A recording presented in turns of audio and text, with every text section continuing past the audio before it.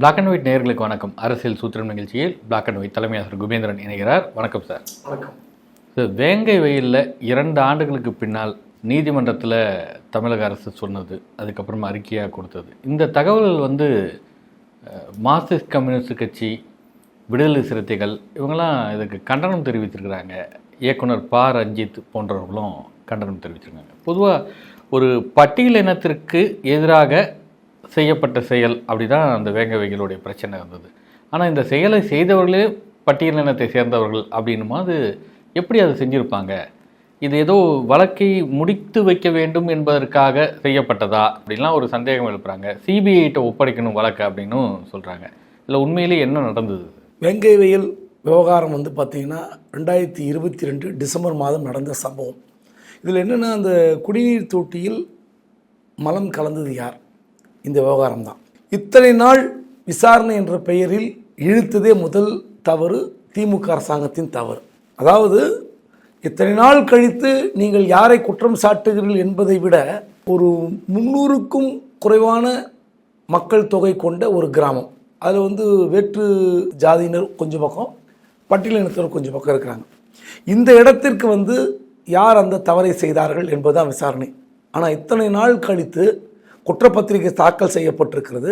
அந்த குற்றப்பத்திரிகை தாக்கல் செய்யப்பட்டிருக்கிற யார் அந்த நபர்கள் என்று பார்த்தா ஒரு 3 பேர் குற்றம் சாட்டப்பட்டார்கள்.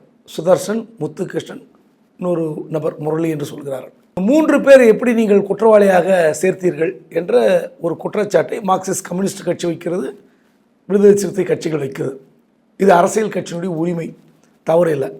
ஆனால் 2 ஆண்டுகள் இது குறித்து விசிக ஏன் மௌனம் சாதித்தது என்பது மிகப்பெரிய ஒரு கேள்விக்குறி. சரி, இப்போது இந்த டாக்குமெண்ட், இந்த விசாரணை இத்தனை நாள் கடந்து வந்தது, இவ்வளோ நாள் தாமதப்பட்டது உண்மை. பல விவாத மேடைகளில் தமிழ்நாடு அரசு தோற்று போய்விட்டது, திமுக அரசு தோற்று போய்விட்டது, போலீஸ் விசாரணை சரியில்லை என்று ஒவ்வொரு முறையும் எதிர்க்கட்சிகள் குற்றம் சாட்டின. அதிமுகலாம் வைத்த போது திமுக சார்பில் பேச வந்த அந்த விவாத மேடையில் பங்கேற்ற விருந்தினர்கள் பதில் சொல்லவே முடியல, குறிப்பாக வேங்கை வெயில் விவகாரத்தில். அப்போது இத்தனை நாள் நீங்கள் இழுத்தடித்த போது விசிக ஏன் மௌனம் சாதித்தது? ஒன்று. அல்லது இப்போதும் கூட ஒன்று கெட்டு போல, இப்போ குற்றப்பத்திரிகை தாக்கல் செய்திருக்கிறார்கள், விசிக அதை ஏற்க மறுக்கிறது, மார்க்சிஸ்ட் கம்யூனிஸ்ட் ஏற்க மறுக்கிறது. இதில் சம்பந்தப்பட்டவர்கள் சரியான குற்றவாளிகளா என்பது ஒரு சந்தேகம் வரலாம். ஏனென்றால் அவர்கள் பக்கம் இருக்கிற, அவர்கள் குடிநீர் குடிக்கிற பகுதியில் அப்படிப்பட்ட செயலை அவர்களே செய்வார்களா என்பதுதான் மிகப்பெரிய கேள்வி. நிச்சயமாக இது ஏற்பதா இல்லையா என்பது வேறு விவாதம். சரி, இப்போ என்ன போலீஸ் தரப்பில் என்ன சொல்கிறாங்க? அந்த சம்பவத்தின் போது முதலில் இது யார் சொன்னார்கள்? அந்த குடிநீர் தொட்டிலிருந்து வருகிற தண்ணீர் நாற்றம் வருகிறது சொன்னவர் யார்? அதன் பிறகு 2வது நபர் யார்? 3வது நபர் யார்? அதன் பிறகு அந்த தொட்டியில் மேல் ஏறி பார்த்தவர்கள் யார்? இப்படியெல்லாம் விசாரணை நடந்த போது இந்த 3 பேர் தான் திரும்ப வருகிறார்கள். அங்கே இருக்கிற டிஎன்ஏ டெஸ்ட் எடுக்கும்போது இந்த 3 பேரும் மறுத்து விட்டதாக சொல்கிறார்கள். பின்னாடி எடுத்தாங்களா தெரியல. அந்த டிஎன்ஏ டெஸ்ட்டுக்கு நாங்கள் ஒத்துழைக்க மாட்டோம் என்று இந்த 3 பேர் மறுத்து விட்டதாக சொல்கிறார்கள். சரி, இத்தனைக்கு பிறகு ஓய்வு பெற்ற நீதிபதி சத்யநாராயணன் தலைமையில் 1 நபர் கமிஷன் போடப்படுகிறது. அந்த 1 நபர் கமிஷன் விசாரித்த பிறகு போலீஸ் தரப்பில் கொடுக்கப்பட்ட அறிக்கைகள், சாட்சிகள், விசாரணை முடிவில் கிடைக்கப்பட்ட சயின்டிஃபிக் எவிடன்ஸ் இதெல்லாம் கொடுக்கும்போது தான் ஜஸ்டிஸ் பார்த்து அவர் ஓகே பண்ணுறதா சொல்கிறாங்க. என்னென்னா, இந்த மலம் கலந்த விவகாரத்தை முதலில் சொன்ன நபர்கள் சுதர்சன், முத்துகிருஷ்ணன், இன்னொரு நபர், இவங்கெல்லாம் அந்த ஃபோட்டோவை ஷேர் பண்ணியிருக்காங்க. தண்ணி தொட்டியில் இருந்த அந்த காட்சி அதை எடுத்து ஷேர் பண்ணியிருக்காங்க. அதுக்கப்புறம் டெலீட் பண்ணியிருக்காங்க. அப்புறம் வாய்ஸ் ஏதோ ரெக்கார்ட் பண்ணியிருக்காங்க, அது ஒலிபரப்பியிருக்காங்க, அதை டெலீட் பண்ணியிருக்காங்க. இதையெல்லாம் போட்டு போலீஸ் ரெக்கவரி பண்ணி எடுத்திருக்கிறாங்க. அவங்களுடைய மொபைல்களிலிருந்து ரெக்கவரி பண்ணி எடுத்த டாக்குமெண்ட் என்று சொல்கிறார்கள். அதன் பிறகு இவர்கள் பேசிய பேச்சு, ஒரு ஆடியோ பதிவு ஒன்று டெலீட் செய்யப்பட்டிருக்கிறது. அது அவங்க அத்தை கிட்ட பேசியிருக்காங்க, இதில் சம்பந்தப்பட்ட நபர். அந்த அத்தை விசாரணைக்கு உட்படுத்தி அவருடைய குரல் பதிவை ரெக்கார்ட் செய்து, இந்த நபருடைய குரல் பதிவை ரெக்கார்ட் செய்து 2 பேரும் சயின்டிஃபிக் எவிடன்ஸோடு போட்டு இது 2 3 தானா? அப்போது இந்த மொபைல் ப்ரொவைடர் யாரோ அவங்கக்கிட்ட இருந்து இந்த வாய்ஸ் எடுத்து டெஸ்ட் பண்ணி கொடுத்துருக்காங்க. இத்தனைக்கும் பிறகு விசிக, மார்க்சிஸ்ட் கம்யூனிஸ்ட் கட்சி இப்படி சந்தேகம் எழுப்பினால் ரொம்ப சிம்பிள். திமுக அரசாங்கத்தை கூட்டணி கட்சிகளாக இருக்கிற மார்க்சிஸ்ட் நம்பவில்லை, விசிக நம்பவில்லை. உடனே இவர்கள் செய்ய வேண்டியது, இவர்கள் கட்சியை சேர்ந்த வேறு யாரையும் சேர்த்துக்க வேண்டாம், ஒரு உண்மை கண்டறியும் குழு, ஃபேக்ட் ஃபைண்டிங் கமிட்டி போட்டுட்டு விசிகால இருக்கிறவங்களே போடுங்க, மார்க்சிஸ்ட் இருக்கிறவங்களே போடுங்க, வேறு எந்த கட்சியும் சேர்த்துக்க வேண்டாம். ஒரு 5 பேர் கொண்ட குழு, 2 கட்சியில் 10 பேர் கொண்ட குழு ஒரு 3 மாதங்களில் தீர விசாரித்து, இதுக்குன்னு எக்ஸ்பர்ட் இருப்பாங்க, மார்க்சிஸ்டில் இருப்பாங்க, விசிகால இருப்பாங்க, நன்கு படித்தவர்கள், அப்புறம் உங்களுக்கு ஓய்வு பெற்ற வேறு உங்கள் சமூகத்தை சேர்ந்த அல்லது கம்யூனிஸ்ட் கட்சியில் இருக்கிற ஓய்வு பெற்ற சில அதிகாரிகள் இருப்பாங்க டிபார்ட்மெண்ட்டில், அவங்கள அழைத்து வந்து தீர விசாரித்து திமுகவின் முகத்திரையை கிழித்தெறியுங்கள், திமுக நிர்வாகத்தில் இருக்கிற போலீஸ் முகத்திரையை கிழித்தெறியுங்கள், இதுதான் சொல்ல முடியும், வேறு ஒன்றும் சொல்கிறதுக்கு இல்லை. தமிழக வெற்றி கழகம் ஓராண்டு நிறைவு செய்ய போகுது, கட்சி தொடங்க போகிறோன்ற அறிவிப்பு வெளியான பிறகு 120 மாவட்ட செயலாளர்கள் நியமிக்க போகிறாங்க. அந்த அளவுக்கு கட்சியோடைய நிர்வாகத்தன்மையை அவங்க கொண்டு போக போகிறாங்க அப்படின்னு சொல்லியிருந்தாங்க. இப்போ முதல் கட்டமாக 19 மாவட்ட செயலாளர்கள் நியமிக்கப்பட்டு அதற்கான கடிதத்தை விஜய் வழங்கியிருக்கிறார். புதிதாக நியமிக்கப்பட்ட மாவட்ட செயலாளர்களோட நேர்காணலும் நடத்தியிருக்கிறார். அந்த நேரத்தில் அவருடைய கட்சியின் பொதுச் செயலாளர் ஆனந்த் கூட இருந்தார். அவரை அந்த அறையை விட்டு வெளியே இருங்க அப்படின்னு மாதிரி விஜயே சொல்லிட்டாரு அப்படின்றாங்க. இந்த மாவட்ட செயலாளர்கள் உள்ளிட்ட பதவிகளுக்கு பணம் கொடுத்து வாங்குவது பெறுவது இப்படி போன்ற தகவல்கள் புகார்கள் வந்திருக்குது அப்படின்றாங்க. ஆனந்த் மேலே புகார் வாசிக்கப்பட்டிருக்குதா விஜய்கிட்ட? என்ன நடந்தது சார் உண்மை? அதாவது தமிழக வெற்றி கழகத்தினுடைய அடுத்த கட்ட அரசியல் நகர்வாக பார்க்கணும். மாநாட்டுக்கு பிறகு ஒரு சின்ன தொய்வு, அப்புறம் அண்ணா பல்கலைக்கழக சம்பந்தமாக கவர்னரிடம் புகார் கொடுத்தது, பிறகு இப்போது மாவட்ட செயலர் நியமித்தது 120 பேர், அதாவது 2 சட்டமன்ற தொகுதிக்கு ஒரு மாவட்ட செயலாளர் என்ற அடிப்படையில் 19 பேர் அறிவித்திருக்கிறார்.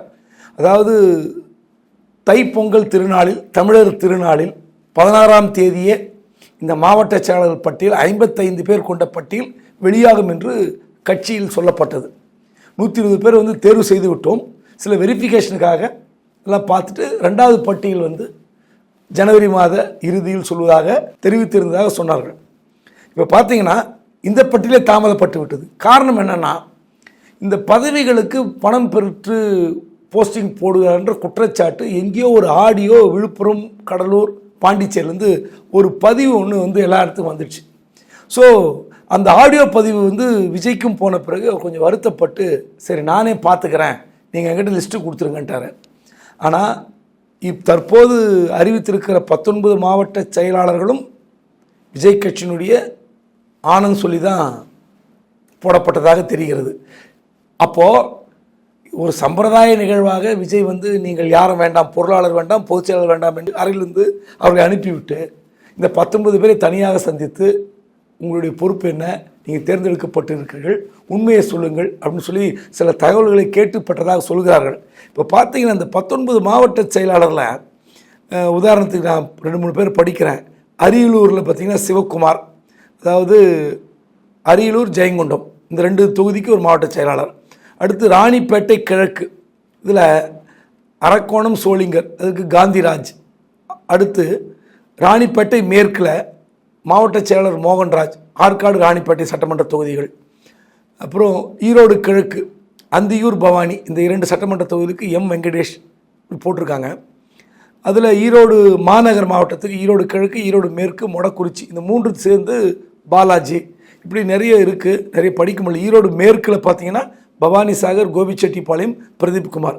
இதில் என்ன சொல்கிறாங்க ஒரு விஷயம்னா, அந்தந்த மாவட்ட செயலாளர்கள் எந்த சமுதாயம் வலிமையான சமுதாயமோ அவர்களை தான் முன்னிறுத்துவார்கள்.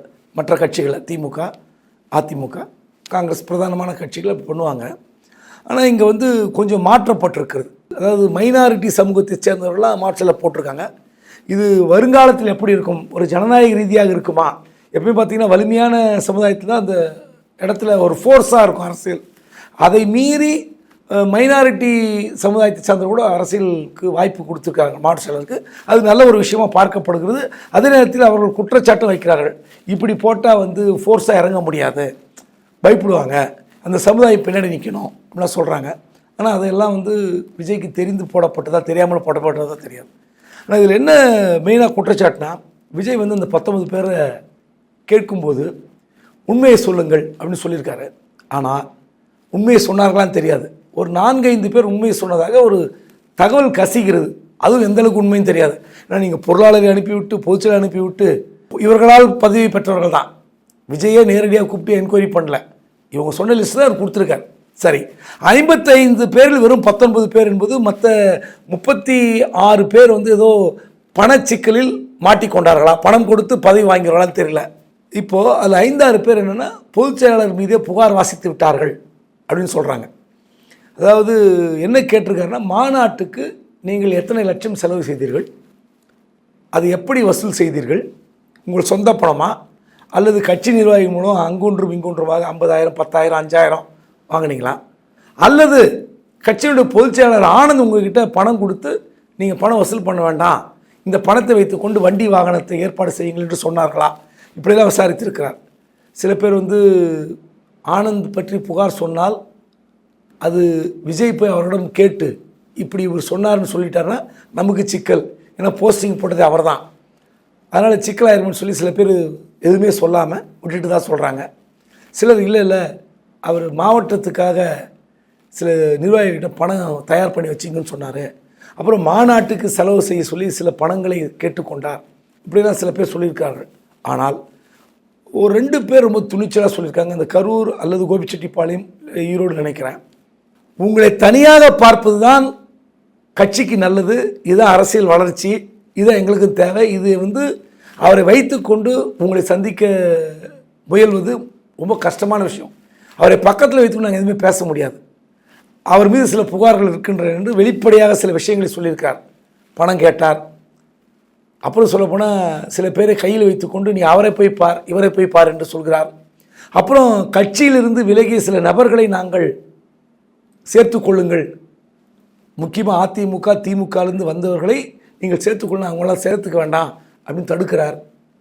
ரெண்டாவது, அவர்கிட்ட ஃபோன் பண்ணால் ஃபோன் எடுக்கிறது இல்லை, அவருக்கு ஒரு பிஏ கிடையாது, அவர் தான் ஃபோன் எடுக்கிறார். ஆனால் நாங்கள் கூப்பிட்டதுக்கு பிறகு எப்போ கூப்பிட்றாருன்னா நள்ளிரவு 1 மணிக்கு ஆனந்த் கூப்பிட்றாரு. அப்போது அவர் எப்போ கூப்பிடுவார்னு எங்களுக்கு தெரியல. அப்போ ஏதோ ஒரு இந்த மாவட்டத்தில் ஒரு பிரச்சனை இருக்கிறதோ, போராட்டத்தை முன்னெடுக்க வேண்டும் என்றால் அவர்கிட்ட நாங்கள் பேசி ஒப்புதல் வாங்கி அந்த பிரச்சனை எப்படி கையாள்வது, அப்போ அவர்கிட்ட நாங்கள் சொல்ல முடியல, அவர் எப்போ உங்ககிட்ட சொல்வார். ஸோ இப்படிப்பட்ட ஒரு நபரை வைத்துக்கொண்டு எங்களை வழிகாட்ட முடியாது. ஸோ எங்களுடைய பிரச்சனைகளை உங்கள் கவனத்துக்கு கொண்டு வருவதற்கு ஒரு நல்ல இன்னொரு நபரை நீங்கள் ஆனந்த நாங்கள் வெளியேற்றுன்னு சொல்லலை, அவர் இருக்கட்டும், ஆனால் எங்கள் பிரச்சனைகளை சொன்னால் பொதுச் செயலாளரிடம் தலைவரிடம் போய் சேருகிற ஒரு நபர் எங்களுக்கு வேண்டும், நாங்கள் அவர்கிட்ட தான் பேசணும், வேறு யார்கிட்டையும் பேசக்கூடாதுன்னு சொல்கிறார்.